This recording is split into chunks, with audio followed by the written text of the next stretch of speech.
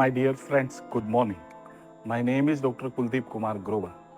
I am a pulmonologist at CK Birla Hospital, Gurgaon. Most common समस्या है asthma. Every year 6th of मई को मनाया जाता है वर्ल्ड अस्थमा डे. सो आज मैं बहुत इंपॉर्टेंट चीज़ जो बताना जा रहा हूँ as a pulmonologist, as a छाती विशेषज्ञ, कि अस्थमा गर्मियों के सीज़न में ट्रिगर क्यों होता है. पेशेंट्स आके पूछते हैं कि मुझे सर्दियों में ज़्यादा होता है बट अभी गर्मियों में भी ज़्यादा है. क्यों होता है गर्मियों में ज़्यादा ट्रिगर? क्यों? क्योंकि हीट वेव्स की वजह से रेस्पिरेटरी ट्रैक के अंदर इन्फ्लेमेशन हो जाता है. Second reason dehydration. जितना पानी कम पिएंगे एक्सपोजर हीट से ज़्यादा होगा. तो फ्रेंड्स, हमें रिस्क ज़्यादा होगा, सांस का प्रॉब्लम ज़्यादा होगा.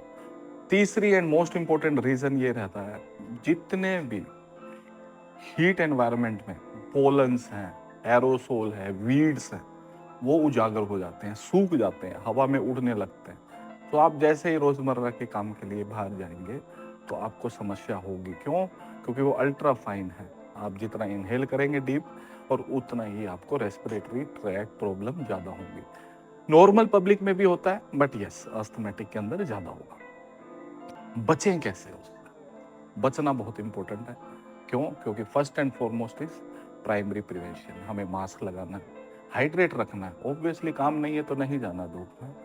और हमें second and foremost secondary prevention जो है, अगर हम अस्थमेटिक हैं, माइल्ड है, मॉडरेट है, सीवियर है, तो हमें अपना इनहेलर का गर्मियों में भी सेवन रेगुलर करना है एज पर डॉक्टर अगर जो बोलते हैं. क्यों? क्योंकि इनहेलर रेगुलर लेंगे जो कि डोसेज प्रमाणित है कि हाँ इतना डोसेज लेना चाहिए, तो हम रेस्पिरेटरी सिम्टम जो कि स्पाजम्स है वो नहीं होंगे. क्यों? क्योंकि पोलन से अगर आप एक्सपोजर रहते हैं तो पोलन क्या करेगा, अंदर डीप आपको कॉन्स्ट्रिक्शन करेगा, इन्फ्लेमेशन करेगा, मास्ट सेल्स जो हिस्टामिन है उसको स्क्रीट करेगा. सो आप पहले से इनहेलर्स और अपनी एंटी हिस्टामिनिक ले रहे हैं तो प्रॉब्लम नहीं होगा. तो ऑब्वियसली आपने रेगुलर लेना है. सो ये सेकेंडरी है. सेकेंडली, अगर अस्थमा के साथ और ज़्यादा समस्याएं हैं, जैसे कि आपको डायबिटीज़ है, किडनी की समस्या है, लीवर की समस्याएं हैं, सीएलडी, ओल्ड एज हैं, उनमें तो आपको बहुत ज़्यादा सावधानियां रखनी है. क्यों? क्योंकि हीट के अंदर वो ज़्यादा प्रॉब्लम्स रहती हैं. क्यों? क्योंकि उस समय इनहेलर्स भी काम नहीं करते. अगर आपको लगता है कि इनहेलर्स आपको नहीं फ़ायदा दे रहा, तो आप डॉक्टर से कंसल्ट करके नेबुलाइजर्स पे शॉर्ट टर्म्स के लिए आ सकते हैं. बट यस दोस्तों, अगर हमारा अस्थमा कंट्रोल्ड है तो what ever is the season, winter season, spring season, summer का सीजन, तो हमारा अस्थमा फ्लेयर अप नहीं होगा.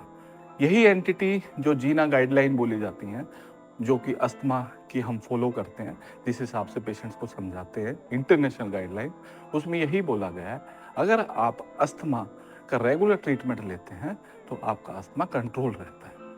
सो ये नॉलेज बहुत ही इंपॉर्टेंट है, क्योंकि अस्थमा एक ऐसी चीज़ है जो कि प्रिवेंटेबल एंड ट्रीटेबल प्रॉब्लम है.